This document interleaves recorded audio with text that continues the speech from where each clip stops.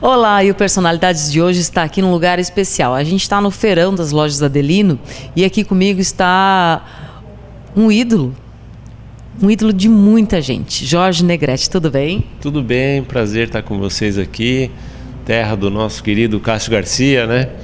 Por sinal, quero deixar um abraço aí. Não consegui falar com ele, mas a gente está aqui, a gente sabe que esse lugar é especial aí por tantas histórias, tantas provas e agora a gente está trazendo aí o freestyle, né? Aliás, falou no Cássio Garcia, vocês tiveram muitas histórias juntos, muitas competições, né? Pois é, eu estava relembrando aqui com os amigos aqui, né? A gente praticamente começou juntos, né? O Cássio, a gente tem quase a mesma idade e tem quase a mesma trajetória, né? De campeonatos, e o Cássio morou fora um tempo do Brasil também, mas parceiro aí das antigas.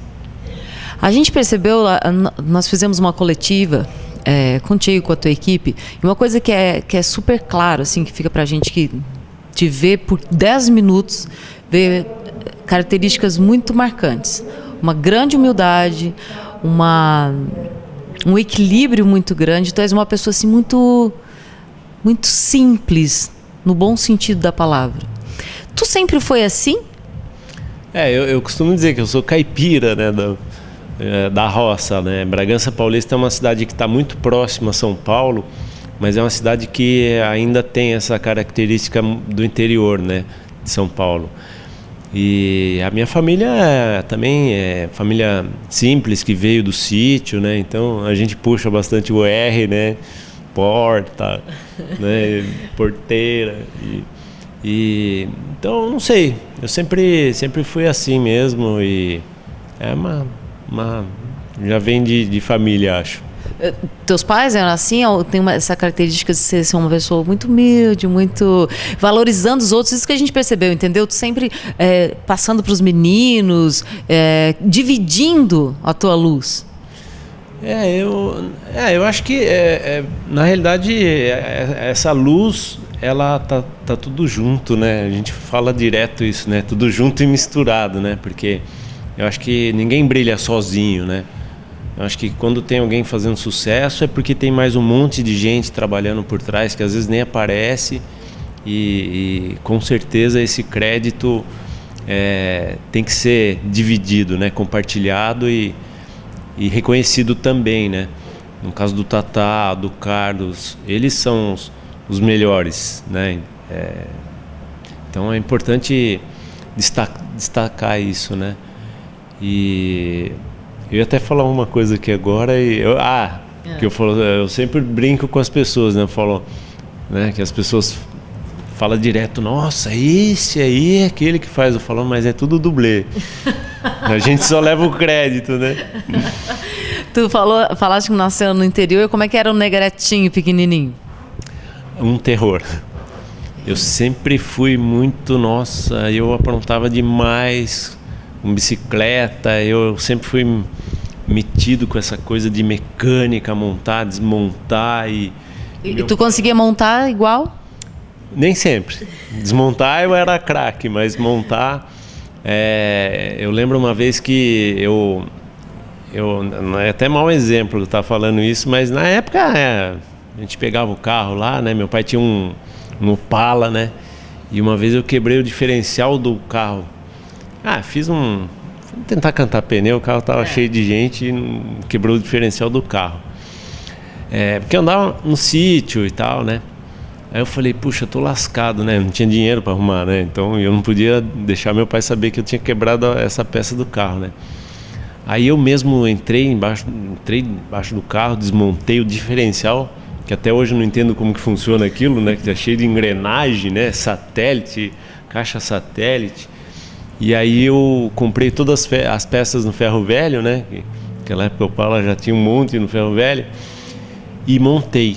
E até hoje eu nem sei como é que funciona aquele direito. Mas eu nem sei como eu montei, mas eu montei. E funcionou? Funcionou direitinho. Então eu sempre fui metido com essa coisa, né? De desmontava o carburador da moto, montava, desmontava. E pelo menos na moto eu aprendi, né? Por que serve cada peça, né? E acho que foi um aprendizado, uma lição, né? Que eu que hoje me serve para muita coisa, né? Me serviu ao longo desses anos todos, né? Tu sempre foi ousado, assim, e atrevido? Quando tu era pequeno e na tua adolescência? Eu acho que sim. É engraçado, né? Como a gente acaba mudando, né? Algumas coisas que acontecem, né? Porque quando eu era moleque, nossa, eu não tinha juízo. Hoje eu vejo que eu não tinha mesmo, né? Mas é uma experiência, uma coisa que a gente, né? Hoje a gente sempre fala a importância de usar capacete, né? É quase que automático, né? Porque eu sento na moto, não, tô sem capacete, tipo, já não dá pra andar. Mas até pouco tempo atrás também não era tão usual, no interior mesmo não era. Não, mas não é nem uma questão assim de lei, né, de você, é uma questão só de consciência mesmo, né? Tipo, na Flórida você não é obrigatório você usar capacete, mas é uma coisa que hoje a gente quase que não consegue, né? Por pura consciência mesmo, né? De saber que é importante colocar um capacete, né? E então a gente acaba mudando, né? Essa noção do perigo, assim, da responsabilidade, né? Mas isso serve até para a gente passar para as outras pessoas, né? Acho que esse trabalho que a gente faz viajando o Brasil todo é uma campanha permanente, né? Que a gente sempre fala, pô, gente, é importante, tal, usar capacete, proteção, equipamento. E é uma coisa que a gente aprende, vai ficando mais velho, acho que a gente vai tomando consciência, né? Um pouquinho de juízo. Tu lembra a primeira vez, assim, que tu sentou numa moto, que tu ligou, que tu andou? Lembro. Como é que foi? Foi demais. Na realidade, a primeira moto mesmo, né? Não era minha, né? Era uma moto de... Mas eu sempre fui muito apaixonado por carro também. Inclusive todo mundo pergunta, mas por que você não correu de carro então, né? Foi correr de moto. Falo porque faltou 2 rodas, né? Eu só tinha 2, então eu não tinha como correr de carro, 2 rodas só, né? E sem contar que correr de carro é muito mais difícil, muito mais caro e tal. Mas sempre fui apaixonado por carro. E quantos anos tu tinha quando tu andou de moto a primeira vez, tu lembra? A primeira vez que eu andei de moto, na realidade não era bem uma moto, né? Que meu pai vendia na época mobilete, vendia aquelas tipo lambreta, né? Que o câmbio é na mão, né? Imagina um câmbio, primeira, segunda, terceira na mão. E essa foi a minha primeira moto, né? Que eu tive, né? Eu costumo falar que ela era a filhotinha da lambreta. E aí essa moto eu usava no estacionamento da loja do meu pai, né? Então teu pai já tinha uma história também com moto, com motor, com... Ele só era bom comerciante, mas ele não andava de moto. Não, mas assim, tipo, ele vendia. Era uma coisa que estava no teu dia a dia. Mas ele nem pensar em, imagina, deixar o filho andar de moto. Mas aí essa motinho, era uma motinho que deu um problema lá e o cliente devolveu. E essa motinho que eu comecei a andar na garagem da loja. Só que a garagem da loja era do lado de uma república de estudante. Então imagina, abri a loja 8 horas da manhã, eu já estava lá andando com o escapamento aberto e fazendo aquela barulheira toda, até que começou a dar problema, né? Porque a reclamação, polícia, mas eu podia andar porque era uma área fechada, né? Mas meu pai acabou enchendo tanto o saco que ele falou, você suba com essa né? Some daqui com isso aqui, porque né, aí mandou essa motinho pro sítio, né? Lá minha avó tinha um sítio. Lá foi o primeiro contato com terra, né? Aí chovia, eu ia andar no meio do barro. Nossa, aprontava demais com a motinho, né? Mas era só uma motinho, né? Tipo uma mobilete com marcha. E daí, a passar a competir? Bom, uma coisa é tu gostar de motociclismo, tu ter uma moto, ou até tu gostar de fazer aventura, assim, né? A passar para competir é outra coisa. Como é que foi essa mudança? Foi um caminho longo, né? Até o primeiro contato que eu tive com essa motinho, até chegar na primeira corrida, foi muito longo. aconteceram muitas coisas. Mas tu pensavas nisso já? Tu pensava assim, eu quero competir, é isso que eu quero pra minha vida, ou foi acontecendo? Não, eu já pensava, porque no dia que eu assisti a minha primeira corrida, quando eu era moleque ainda, que eu tinha uma bicicleta e eu não sei nem, eu não faço nem ideia quantos anos eu tinha, acho que talvez uns 6 ou 7 anos, 8, não sei. E eu fiquei assim num estado de êxtase, assim, só hipnotizado, vamos dizer assim, eu não sei se é essa a palavra mais correta. E ver aquelas motos passando, aqueles caras acelerando, aquela terra subindo, aquela coisa, eu falei, nossa, meu Deus do céu, o que esses caras estão fazendo? É isso que eu quero. Então, a partir desse dia, eu fui, assim, contagiado, né, ou contaminado de uma forma boa, que aí eu falei, eu quero, e aí foi quando eu tive a oportunidade, né, de pegar uma moto emprestada numa corrida que na época, aí eu já estava com uns 14 anos. Ele já era super ancião já, né? Aí eu já tinha passado por vários estágios de aprendizado, né, inclusive porque minha primeira moto foi uma RX 125 da Yamaha. E eu andava com essa moto na pista, mas não era uma moto de pista, era uma moto de rua. Então, quando eu peguei uma moto que era uma off-road, nem era de pista, por sinal era uma 250, nossa, aí eu tava no céu, né? Porque eu nem sabia saltar, mas do jeito que eu vinha na rampa, inclusive era a única moto que saltava 2 vezes na mesma rampa. Uma na decolagem e a outra na hora que ela aterrissava, que ela batia no chão, pulava de novo. Ela não tinha suspensão, né? E eu pesava acho que uns 45 quilos. Então eu era muito leve, né? Eu conseguia saltar 2 vezes na mesma rampa, né? Foi muito legal. O que mais... Tu consegue identificar o que é a maior paixão na moto? É o barulho? É o cheiro? É o design? O que é? Olha, primeiro que para quem nunca andou é a combinação de tudo isso, né? Você vê o movimento, né, que a moto, né, numa corrida ou no freestyle, né, associado ao barulho, né, e o quanto aquela imagem é impactante, né? Esse é o primeiro choque, né, que você tem quando você tem um contato com motocross ou freestyle. Mas quando você pilota, aí você passa a fazer parte de tudo aquilo, né? Então é um negócio... Mas se tu pudesse ficar hoje só com uma sensação, assim, só de vê-la, só de senti-la, só de sentir o cheiro da moto, né, do motor ligado ou do som? Olha, o som é impressionante. O som ele é impressionante, mas o visual é mais forte. O visual eu acho que é que você não vê uma moto voando a 10 metros, 8, 10 metros de altura toda hora, né? E eu te falo que eu tô acostumado. Toda semana eu vejo no mínimo 2, 3 vezes. Estou bem acostumado e ainda hoje eu fico impressionado. Aí tu chegou pro teu pai e disse: pai, é o seguinte, eu quero competir, eu quero competir, quero andar de moto e tal. Como é que foi a tua mãe? Como é que foi a reação deles? Não foi, porque eu não... Quando ele viu, eu já estava lá, não teve jeito.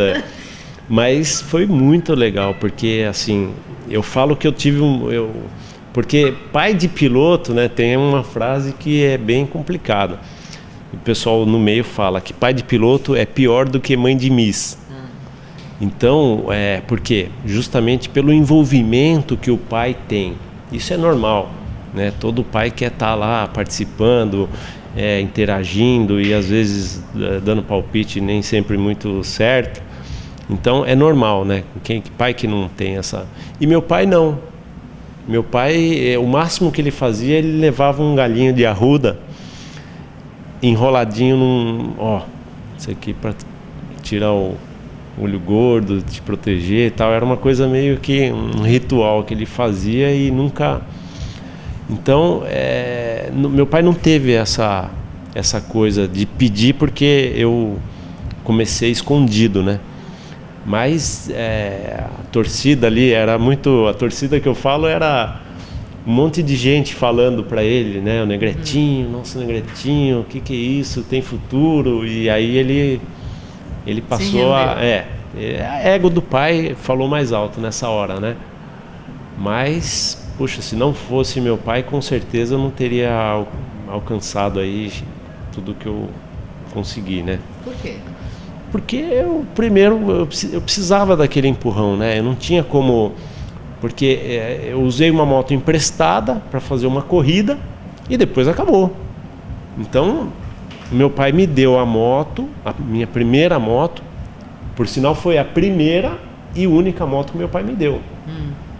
Depois que ele me deu a primeira, eu consegui um patrocínio de uma equipe, Amparo, na época, que depois se tornou uma das maiores equipes do Brasil, e aí eu fui embora. Aí eu não parei mais.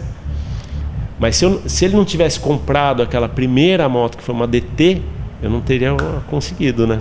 Tu lembra, assim, de uma vitória tua que tenha sido bastante emocionante? E qual foi o abraço? Terminou a competição e tu foi abraçar as pessoas. Qual foi o abraço mais reconfortante, mais emocionante que tu já ganhou numa competição?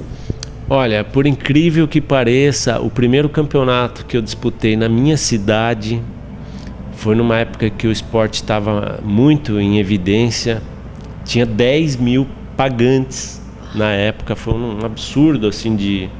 Inclusive até hoje é recorde de bilheteria. Campeonato Paulista.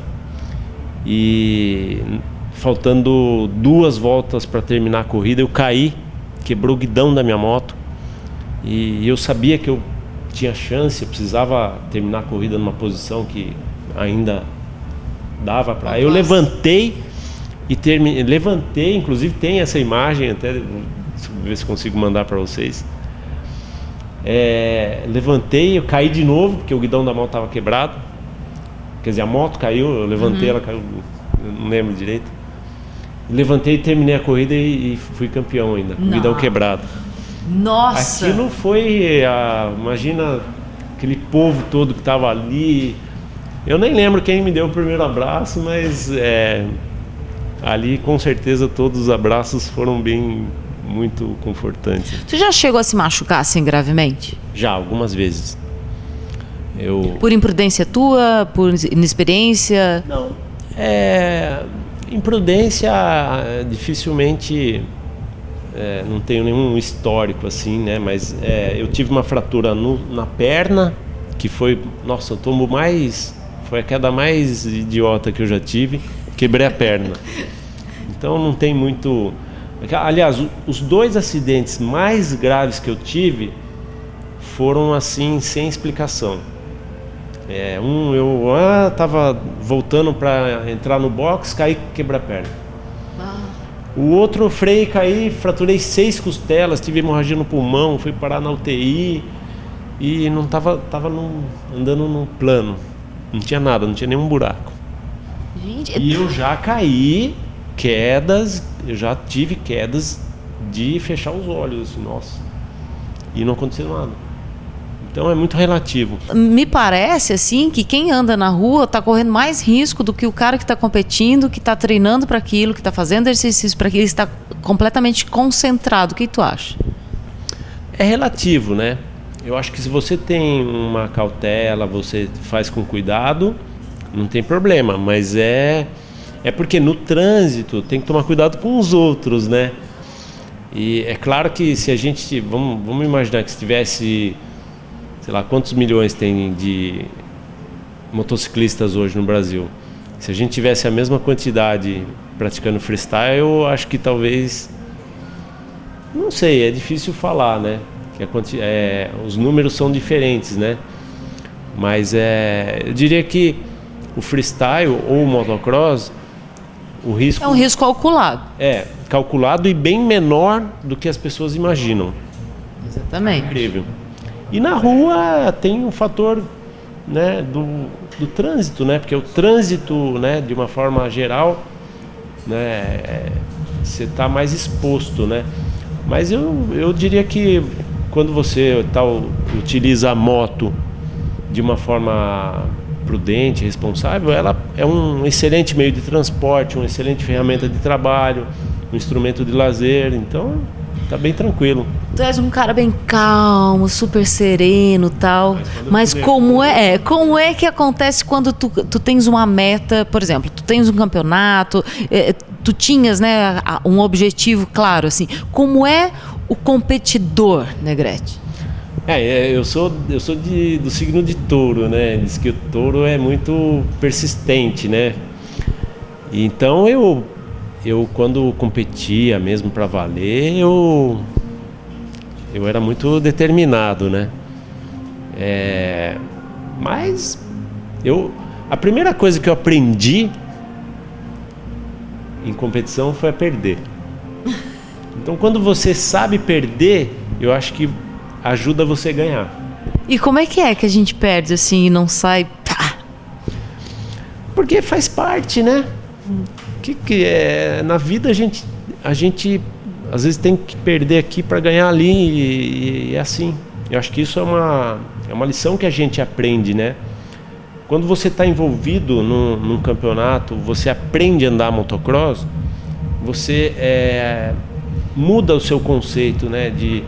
Você passa a respeitar muito mais, né? A gente, inclusive, tem muitos pais que colocam o filho para correr motocross justamente para aprender isso, né? Os limites, né? Porque você tem que ter um foco, você tem que ser um atleta, né? Então você tem que abrir mão de festinha, né? De beber, de fazer coisas que o esporte não permite, né? Eu acho que é isso. Na competição, né? Voltando para não responder na tua pergunta de perder, né? Porque num campeonato quando você tem que estar determinado a vencer. Mas se você não souber perder, às vezes te atrapalha, porque no desespero você pode sofrer uma queda, você pode ultrapassar o seu limite e colocar em risco a tua segurança. Então tem vários fatores que, é a preparação. Se você está bem preparado, a sorte te ajuda. Nas competições, assim, a gente via, principalmente no automobilismo, na Fórmula 1, a gente via muita briga, assim, na época do Senna, né? Aquelas brigas dele com o Prost, a gente odiava o Prost, a gente era muito emocional e tal. Existe isso dentro do motocross? Tu chegou a passar por isso, assim, de ter um adversário, de vocês serem ferrenhos, de às vezes nem se olhar? Já passou por isso? Já vários, né? O próprio Cássio Garcia, que, poxa, hoje a gente somos amigos, tudo, mas existia rivalidade, né? Normal, assim como existe hoje com os pilotos da geração atual, né? E Eduardo Sasaki na época, Rogério Nogueira. Chegar assim a se encarar? Batia um com o outro. Sério? Era pesado. Não, existia um respeito, sim, né? Mas era inevitável, às vezes um toque, né? Teve até um fato uma vez, né? Que eu disputando com o Cássio, né? Na última curva, o Cássio estava na frente, eu forcei uma ultrapassagem, bati com ele caiu. Na hora que eu fui embora, né? Isso o Cássio não tem culpa nenhuma, mas eu acabei tomando uma de direita lá de um... Sério? Acho que na época era o dono da equipe, né? Mas era coisa que fazia parte, né? Coitado, o Cássio ficou até chateado com isso, ele não teve culpa nenhuma, porque aí já é atitude de pessoas da equipe, né? Mas são coisas que a própria rivalidade, né, de marcas e empresas, né? Na época ainda existia patrocínio de cigarro, e aí tem empresas de petróleo, né? Porque o motocross não parece, mas tem muita né, grana envolvida, muitos interesses e acaba sendo normal, né, esse tipo de coisa. Sobre isso e muito mais a gente vai falar depois do intervalo. Não sai daí, a gente está conversando com esse super campeão.